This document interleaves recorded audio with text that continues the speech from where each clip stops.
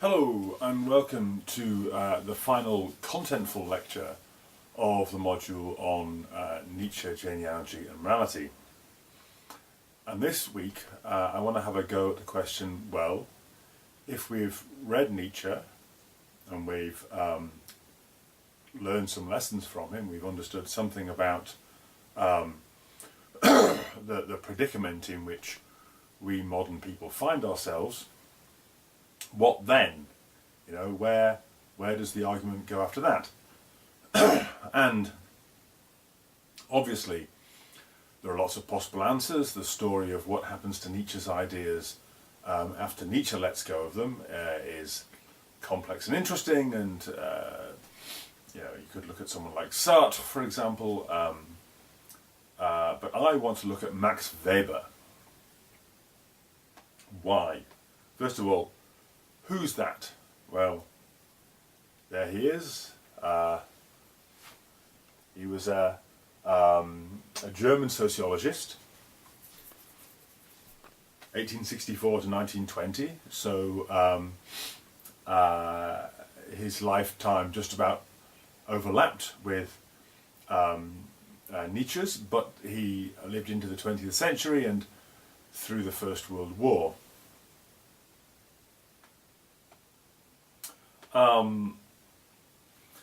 As a sociologist, his work was marked by kind of anti-positivism and individualism. What did this mean?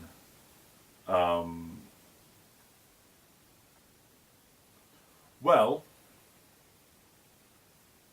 the anti-positivism really means that he thought that ideas matter. So if you're a thoroughly positivist sociologist, you just collect data on what people do and what they spend, and the outward signs of their activity, because in positive science that's all you pretend to know about is the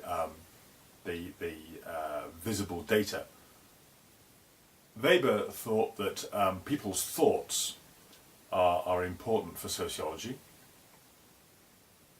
The thoughts of individuals are important for sociology. Of course, as a sociologist, you're interested in the mass, you're interested in phenomena at the social level, but Weber thought you can't really understand phenomena at the social level without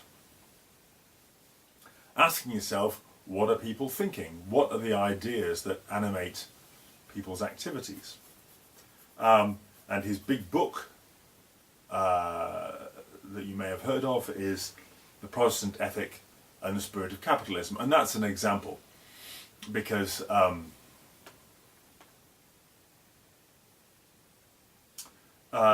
his question there is why does capitalism, in the precise technical sense, take off only in Western Europe? After all, other societies had trade for millennia. Other societies had money economies. Other societies had productive technologies, and so on. Right? But the particular capitalist structure of commercial activity originated in Europe. Why? Well, part of the answer, according to Weber, is religious. Part of the answer is that certain forms of Protestantism place valuations on economically productive work which are conducive to people setting themselves up as capitalists. So the idea is that some forms of Protestantism have the idea that God gives each of us a calling, not a calling to the priesthood, which is the traditional sense of vocation, but a calling to some job. So God has decided that you will be a cobbler, or a pastry chef, or a quantity surveyor, or whatever it is. And so it is pious for you to get up early in the morning, and work hard at your professional calling, at whatever it is, whatever economic activity God has called on you to do. But what you mustn't do is spend the money enjoying yourself. That would not be pious. And so what happens is the money piles up, and the only thing you can do with it is either reinvest it in your own business, or when your own business can't stand any more reinvestment, invest it in other people's. And that creates that structure where you have people investing in businesses that they don't run, which is the crucial thing with capitalism. Okay, so we don't need to worry too much about the origins of capitalism. All we really need is that for Weber, part of the answer is technological. Part of the answer is to do with techniques like double entry bookkeeping, but part of it for Weber is to do with the ideas, in particular the religious ideas, that people used to place valuations on their activities, to understand what was valuable in their lives. So that makes him individualist and anti-positivist, as sociologists go. So why are we asking Weber? I mean, he sounds like a terribly interesting chap with interesting things to say about capitalism and religion and so on. Well, Nietzsche himself pays relatively little attention to the modern social context. I mean, he does do these rants where he bangs on about socialists and liberals and so on. But these aren't really scholarly analysis. This is more in the nature of kind of barroom ranting. We'd like to have something that's a bit more orderly, a bit more defensible in a scholarly level. And that matters. Why? Because forms of art, forms of life and virtue are conditioned by circumstances. And I'll show you the slide here. There is a picture of Don Quixote. And the ongoing joke in Don Quixote is that he is a person who wants to be a knight errant. He wants to go around on his horse with his knightly weapons, doing noble deeds for the sake of fair damsels in distress. Well, trouble is, if there ever was a time when you could do that, it has been and gone. Don Quixote is set in the early modern period, so it's as if somebody was striding around now, trying to be a medieval knight.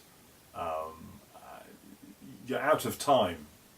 That the role you're trying to fulfill isn't available in the time and place where you're living.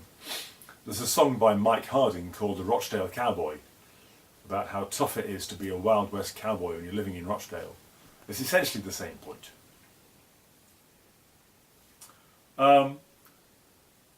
So, the kind of art you can make, the kind of life you can live, the kind of virtues that you can cultivate depends on the kind of society you're living in. Okay. So we need a sociologist, right? We need to think about, if we're going to develop these Nietzschean themes, it's not enough anymore to have philosophers just sort of thinking about myths and their vague sense of what the world is like by looking out the window. You need sociology. Why this sociologist? Why Max Weber? Well, he was a sociologist who knew and admired Nietzsche's work, right? And he commented on it. As we'll see, he took it very seriously, but he had a critique of Nietzsche's account of the emergence of resentment and ascetic religion. And Weber made detailed studies of the role of religion in the emergence of modern ethical attitudes. That was precisely one of Weber's topics, and if you read his essays, you will find long analyses of the various different kinds of religion. So where Nietzsche gestures vaguely at Christianity as a whole, Weber will say, yes, but you see, you've got your Baptists and your Anabaptists and your Calvinists and your Zwinglerians and so on, right? And he will take the trouble to read these people and draw distinctions between them.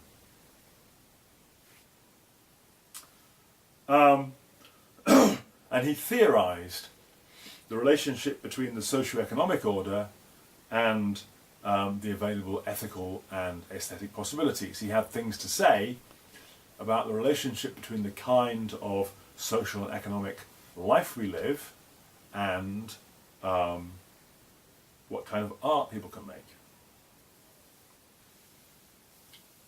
So a few words about method in Weber. So action is explained by interpretative understanding, right?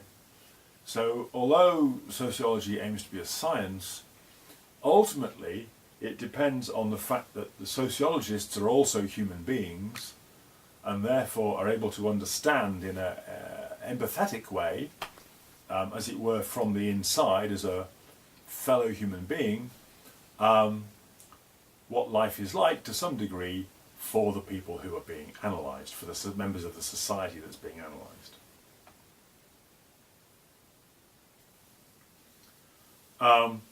And he takes account of the meaning that the action has for the agent, right? So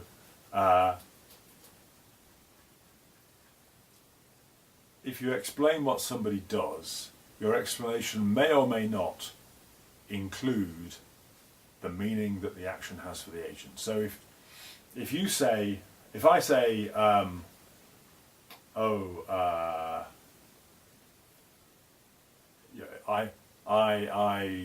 know, I decide to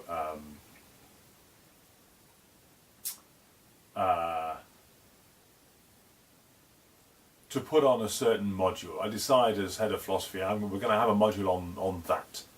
And I've got my reasons, right, that I will put on the relevant paperwork.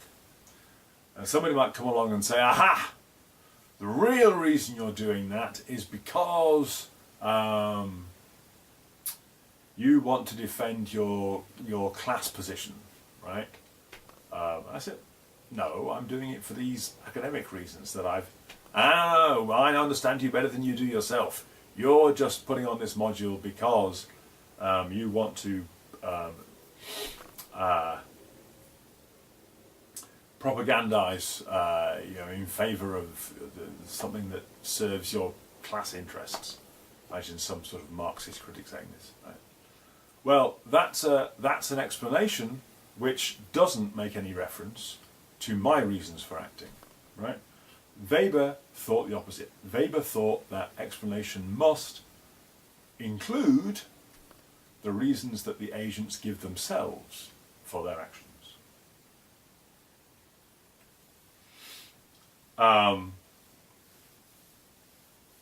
And so he's opposed to economic determinism, which is what you get in later Marx, the idea that people just act in pursuit of their economic interests. And he's also opposed to pure psychological interest accounts, which is what we get from Nietzsche. So Nietzsche says, you think you're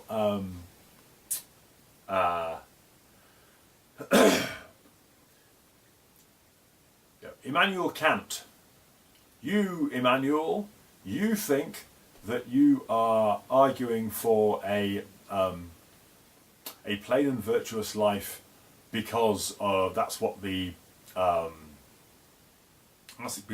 it's a demand of reason. But I, Nietzsche, am telling you that you are making that argument because it serves your psychological interests, and the kind of ethics that you're arguing for helps your will to power, because these are the conditions on which you can philosophize better.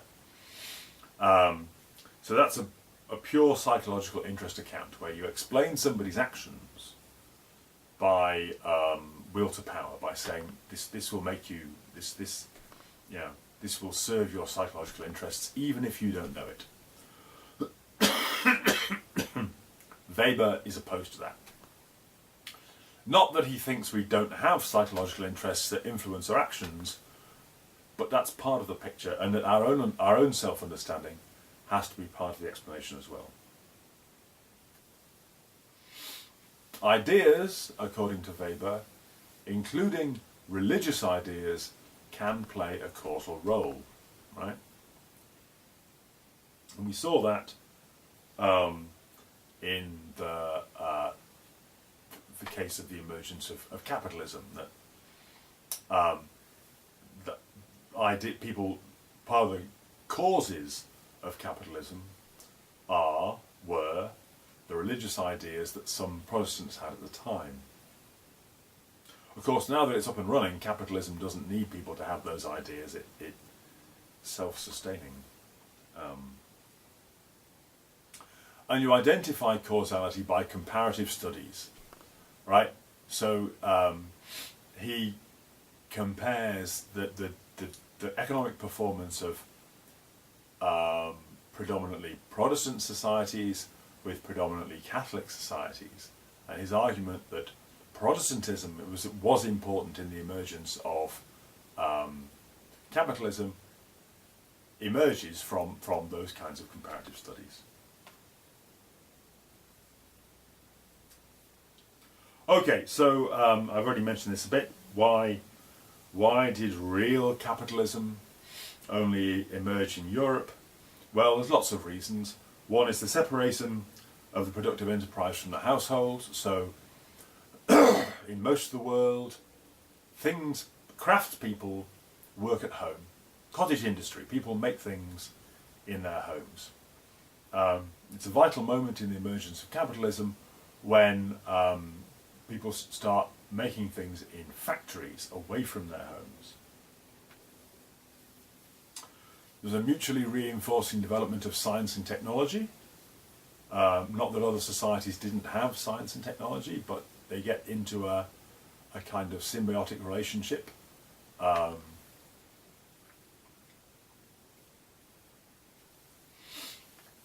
development of the nation state, administered by full-time bureaucratic officials, and Weber had a particularly rich understanding of what bureaucratic means.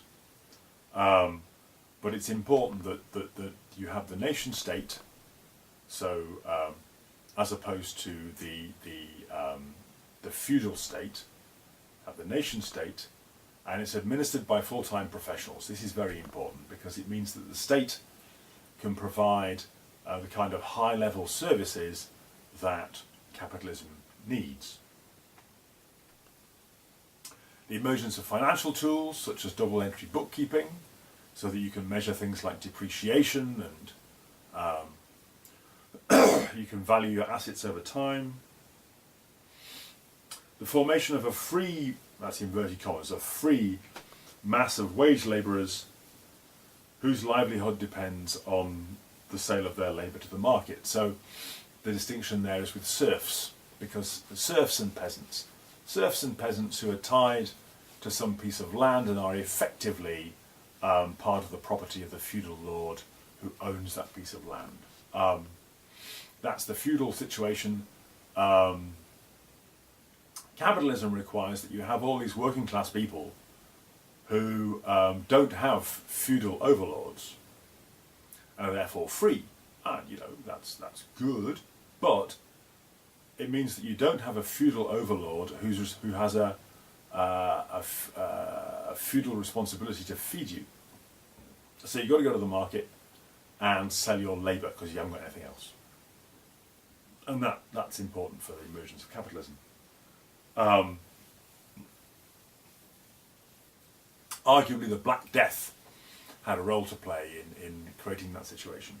And the crucial thing is the Calvinist ascetic value of the economic occupation as a calling. So I mentioned that earlier.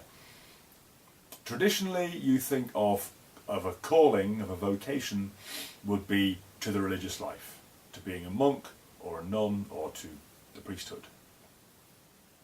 Calvinism, that gets expanded to cover all the jobs, so that working hard at your business becomes a religious act. I mention this just to give you a flavour of Weber's work.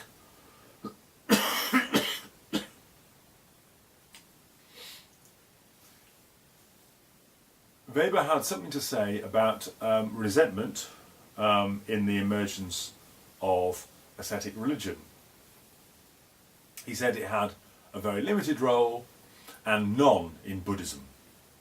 And that's a problem for Nietzsche, if Weber is right, because Nietzsche gave an account of the emergence of ascetic religion, and Buddhism is an ascetic religion, as you will remember, in terms of resentment. The slaves resent the nobles and need to do something with that resentment in terms of their will to power, and so they invent ascetic religion and so on and so forth, right? Weber gives a different story in which resentment doesn't play a role. What's important, according to Weber, is a sense of dignity. So in your condition as a slave, it's not that you resent the masters, it's just that it's undignified. It's an undignified position to be in. And that makes some historical sense, because in the ancient world, slavery was what happened to you if you lost a war. That was exactly what you were going to do to your enemies had you won. So, you might not resent it. Why would you resent it? It's the natural consequence of military defeat. But you do find it undignified. So what do? Well, everybody needs a sense of dignity. For privileged status groups, dignity arises from their present excellencies and their great and glorious past and their noble lineage, right? So if you are a happy warrior, if you're one of the elite, you are currently splendid, because there you are on your horse, rich and happy and healthy and strong, but also you know that you are descended from nobles and ultimately from gods, right? Remember the Trojan War, the Trojans shout at the Greeks, "Who are you? Who are you?" And the Greeks shout back, "You don't need to ask who we are, you know that we are descended from gods," right? Very ancient idea.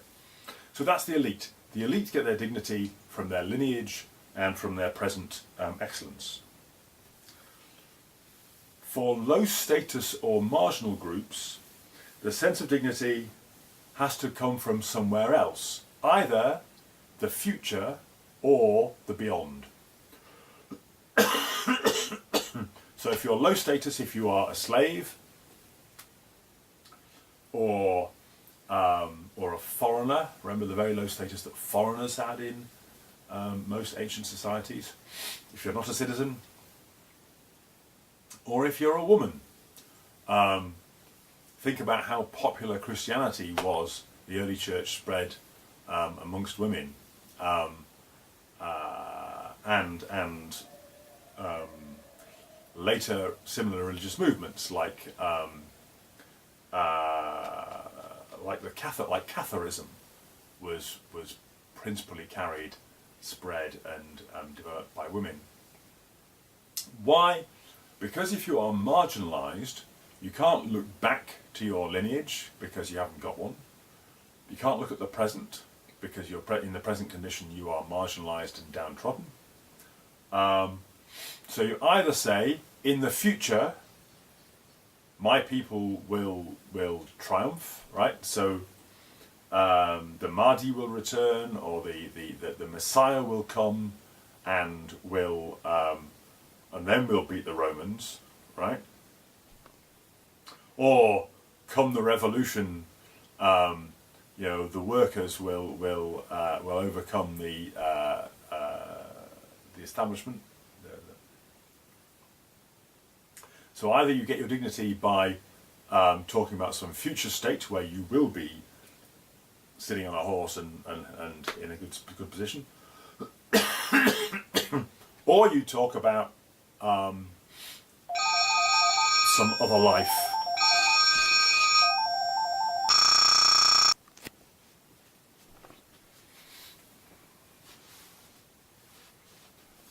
Right, so for low status groups, you either project your dignity into the future, or you get it from having some higher spiritual status,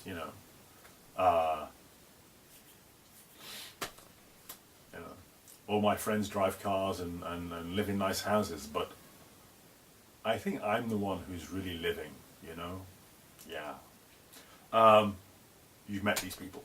Okay. That's Weber's account of the emergence of ascetic religion. So the existence of suffering and the mismatch of merit and fate produce religious rationalization amongst the lower strata. So people suffer undeservedly. Good people live rich, happy lives and die at an advanced age in bed with their boots on, surrounded by their grieving relatives, and virtuous people sometimes die too early for no obvious reason, right? So what do? How do you make sense of this? Rationalizing is central to Weber's account of what we do. How you make sense of it is you invent divine justice. You create a religious story in which God will right these wrongs. Okay, so Weber's got some things to say about modernity.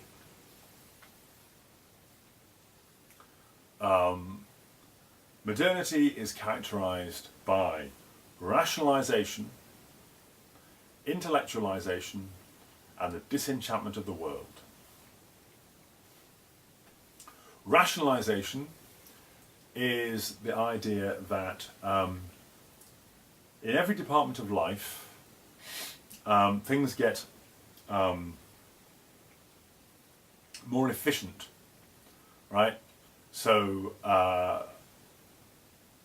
because human thinking is mostly matching means to ends, right?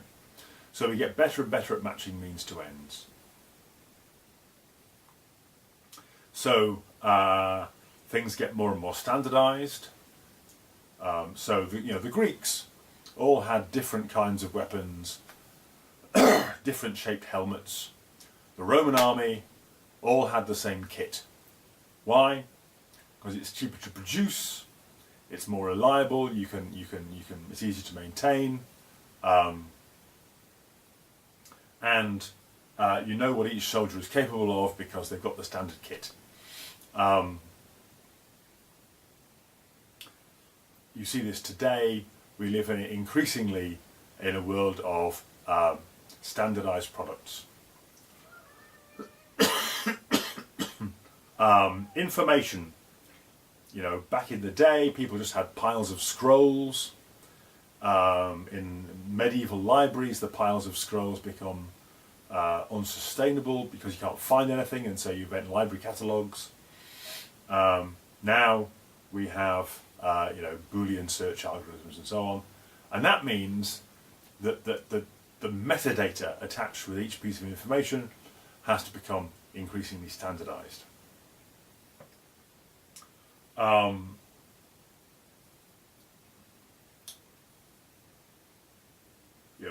People used to just keep cows. You just look after them the way the way in which your parents did. Tradition told you how to keep cows and grow crops and whatever else you wanted to do. Now you have to read Farmers Weekly in order to find out what the latest science and technology is. Because everybody else will, and so you need to keep up, make sure your agriculture is at least as efficient as everybody else's. And it's like that throughout life. Intellectualization. As time passes, we increasingly theorize things, right? So we have an activity, increasingly we talk about it, and then we write about it, and then we theorize it. So, I mean, you think about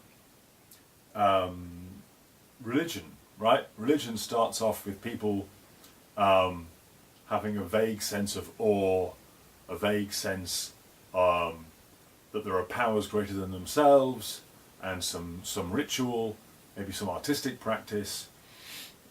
Maybe they go into caves and paint pictures on the walls. Maybe they do dances and do some drawing.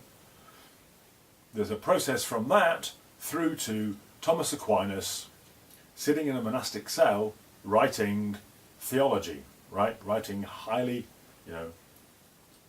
question. Well, this question requires distinctions. And then with distinctions we can then make arguments, and does that for page after page. So religion gets intellectualized, and so does everything else, Sex. People don't just have sex, they have thoughts about sex, they have opinions about it.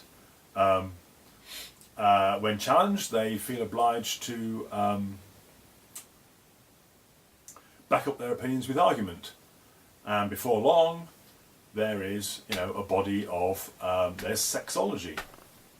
And, all right, most people don't read the scientific stuff, but most people have some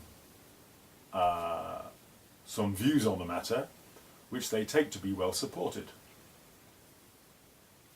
and so on with everything else.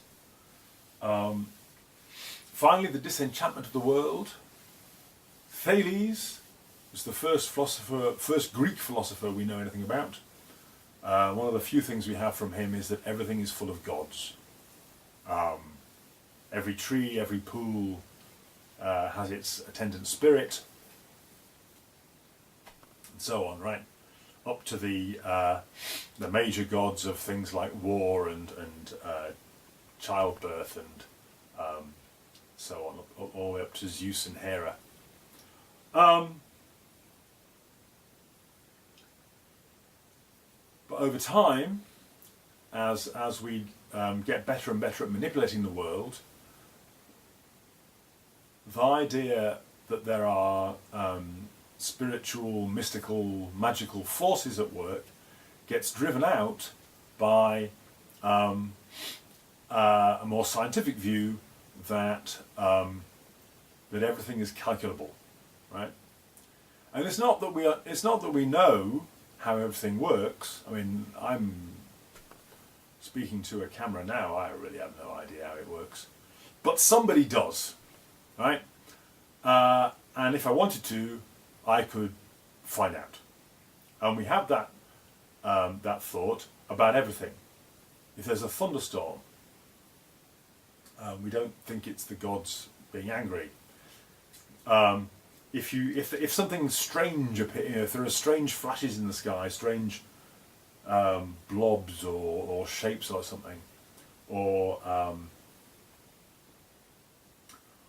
if you wake up one morning and there's a sort of a covering of ash over everything, we take it that there's some rational scientific explanation, even if we don't know what it is.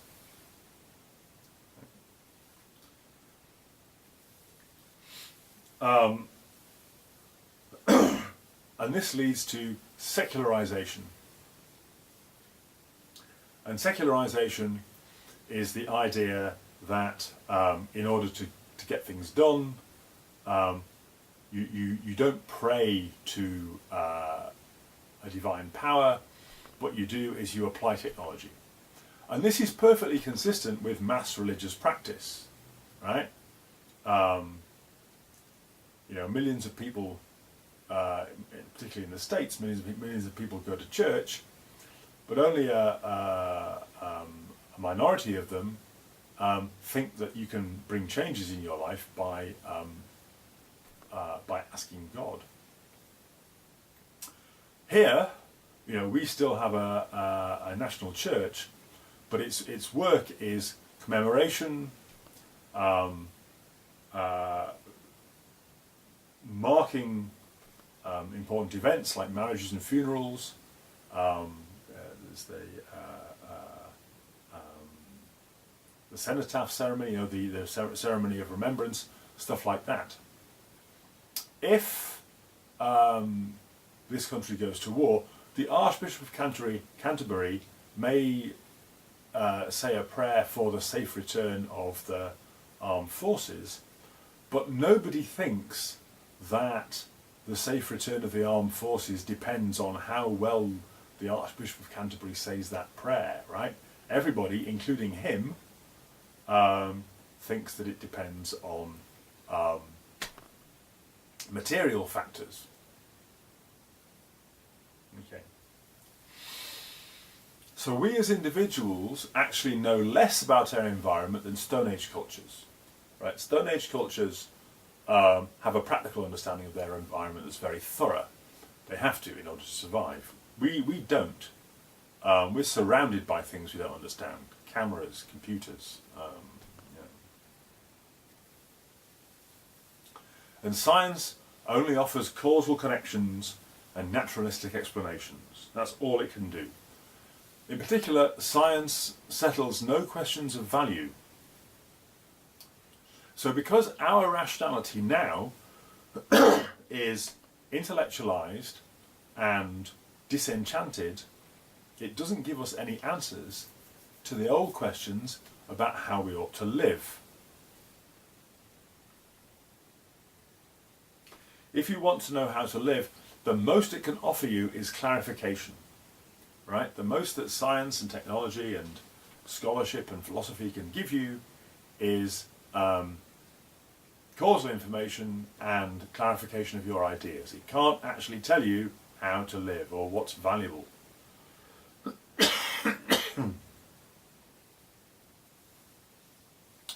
But, well, or rather, we live as the ancients do, he says, in a world with many different gods. He doesn't really mean gods, because remember, we no longer believe in gods. We live in a world of many different ethical orders. My responsibilities as a spouse are different from my responsibilities as a teacher. They're different again from my responsibilities as a citizen. These things these roles make different kinds of demand on me. They require different levels of trust, for example. The level of trust I have with my spouse is different from the level of trust I have with colleagues and students, and certainly different from the level of trust I have with the government.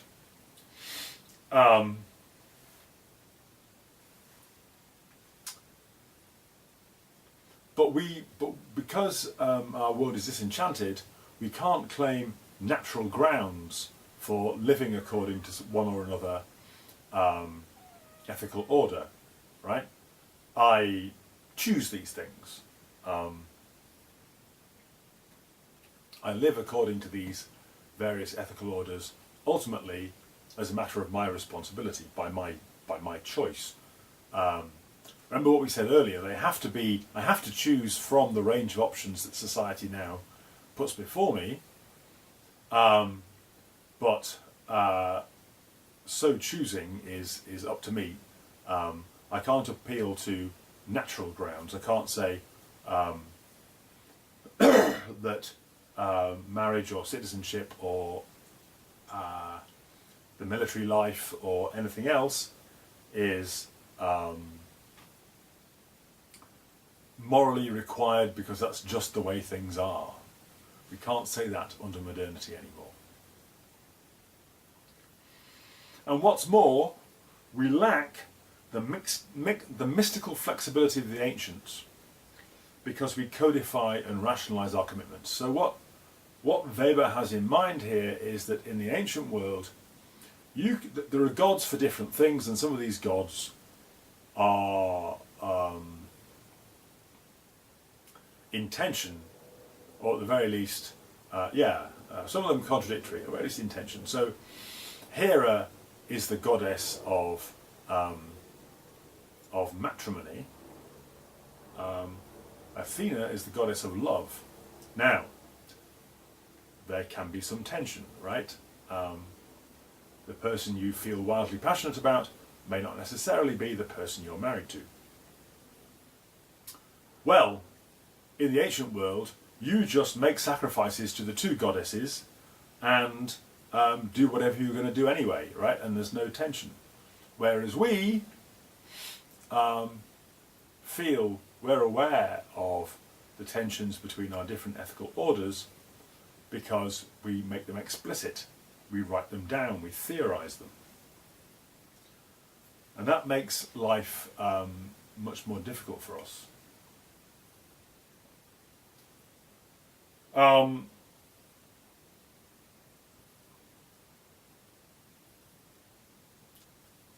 And because our social world, remember he's a sociologist, so all this stuff is about the social order we live in.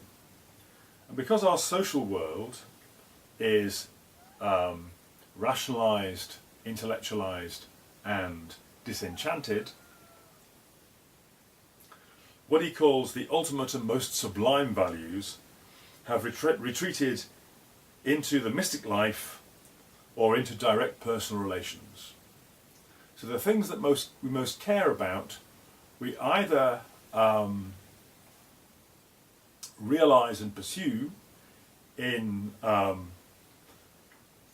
in some mystical way, which can't have any grip in public because public life doesn't do mystery anymore, or as part of some personal relationship. So, if I care about, I don't know, if I care about opera, I may join a society of people who also care about it, and we do that together. But the idea that society just won't function unless there are grand public operatic spectacles isn't going to wash. It's a hobby. And for this reason,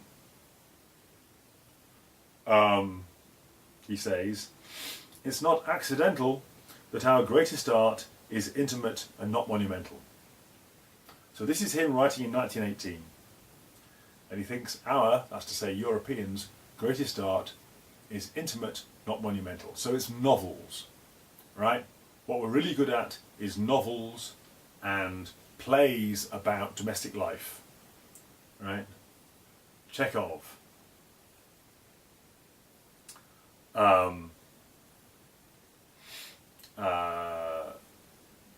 The Swedish fellow whose name I've forgotten. Ibsen. That kind of stuff, right? Realist novels about personal relationships. That's the greatest art that we're producing, says Weber, because common social life has become disenchanted.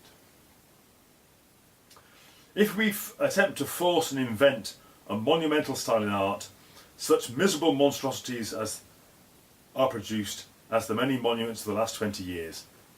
So I think he has, like Wagner and possibly Tolkien in view there.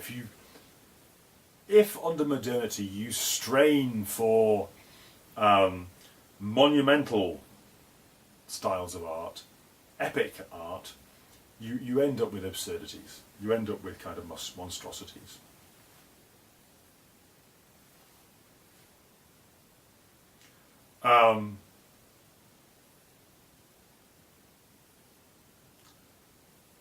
And this is really tough, right? I mean, modernity, this is not a happy state of affairs that he describes here when he describes modernity. So he says, to the person who cannot bear the fate of the times like a man, the arms of the old churches are open widely and compassionately, right? So, if all of this is too tough for you, you can go back to church. But he will have to make his intellectual sacrifice. So, if living in a disenchanted, rationalized, intellectualized world is emotionally too difficult for you, well, you can always, pretend otherwise. You can always pretend that God is not dead and and that he will hear your prayer, and take yourself off to church and pretend that the medieval game is still on. But you'll have to check your brains in at the door, because we know, don't we, that from Nietzsche that God is in fact dead, and that the old stories can't be sustained.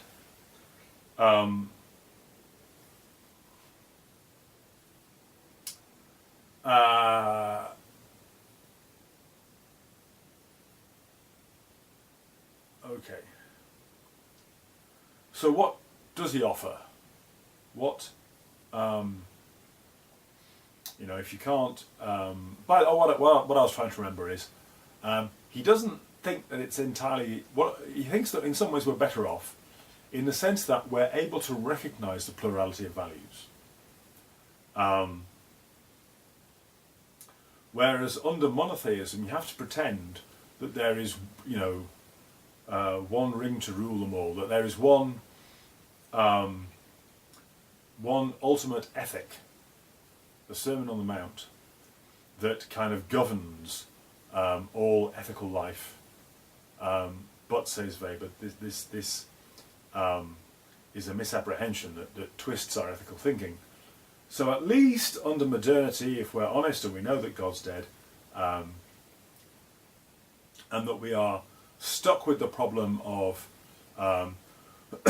living according to a plurality of sometimes inconsistent ethical demands, at least we know that, and we can perhaps do it better.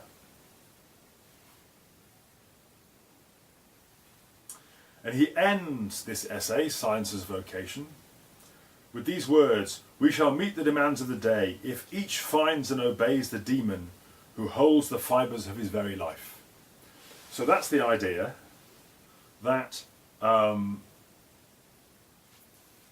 each person has a kind of animating spirit, and if you find out what it is and obey it, you can then live a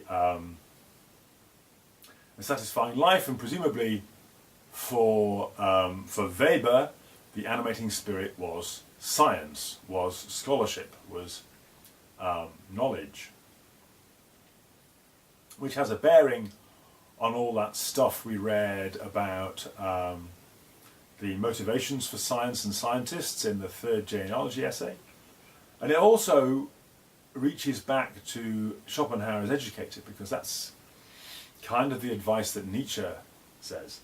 But Weber here ducks the question, because he assumes that each of us has precisely one demon. Supposing you don't have any, right?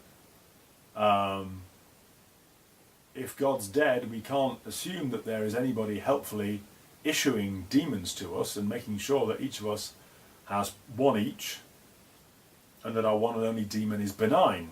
Your demon might be evil, or you might not have one, in which case what are you going to do with your life?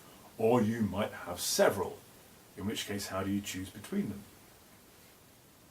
He doesn't answer any of those questions.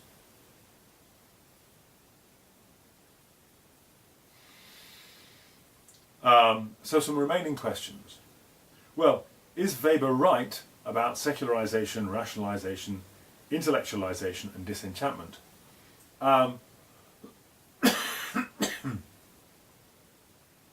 Some people think he's wrong about secularization on the grounds that religion is still politically important. Particularly if you look internationally, you know, I mean, if you look at so-called Islamic State, the Daesh, right, the attempt to build an old-fashioned caliphate in Iraq and Syria, and before that, Al-Qaeda. Religion still seems to have some role in shaping the world we live in. And in the United States, a big chunk of Trump's base is evangelical Christians.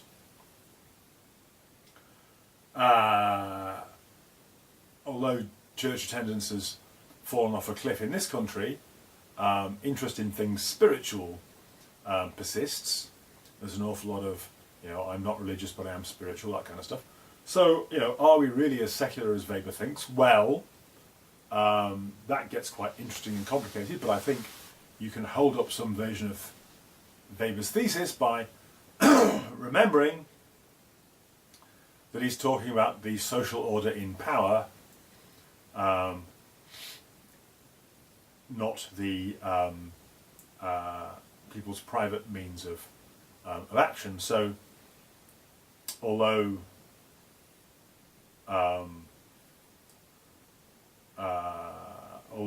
there are religious movements that are politically important, none of them decide what to do by magic means, right? Nobody slaughters a chicken or gets a priestess stoned and listens to her what she has to say when she's in a trance, or any of those kind of old-fashioned means. What excellences and virtues are possible in Weberian modernity?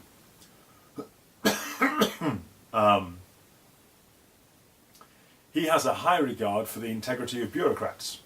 I think one of the answers for Weber would be, well, you could be a good bureaucrat. You could be a reliable instrument of policy. That doesn't sound very thrilling, but it might well be virtuous. You know, after all, it's because we have reliable bureaucrats that we have roads that are safe to drive on, and water that's safe to drink, and food on the shelves, and so on and so forth. Does modernity make the triumph of the last human beings inevitable? I mean, if Weber's right, that the greatest art we're capable of now is intimate and of sort of modest scale, if Wagner and Tolkien just look ridiculous or juvenile, if the relevant virtues are all sort of what you might call indoor virtues, not so much of the happy warriors, and in particular, if the relentless march of standardization, rationalization, means that we've got no kind of deep grounds for choosing any path in life, then maybe overall it's inevitable that we just go for comfort. In other words, is Zarathustra literally quixotic? Right? Was Nietzsche behaving like Don Quixote? Was Nietzsche, in trying to be a prophet, behaving like Don Quixote, trying to be a knight errant? Is the age of prophecy, is prophecy in the present age as untimely, as preposterous as being a knight errant? And does knowledge of our predicament prevent us from escaping it? Perhaps the fact that we know all this stuff makes it impossible for us to make the moves that would allow us to once again be a bit more like the happy warriors and a bit less like the last man. Remember Nietzsche's question about the value of truth. Maybe truth isn't good for us after all. Maybe knowing the truth has a kind of paralyzing effect on us. And on this cheering thought, I will leave you, and we will reconvene to think about the exam. Okay.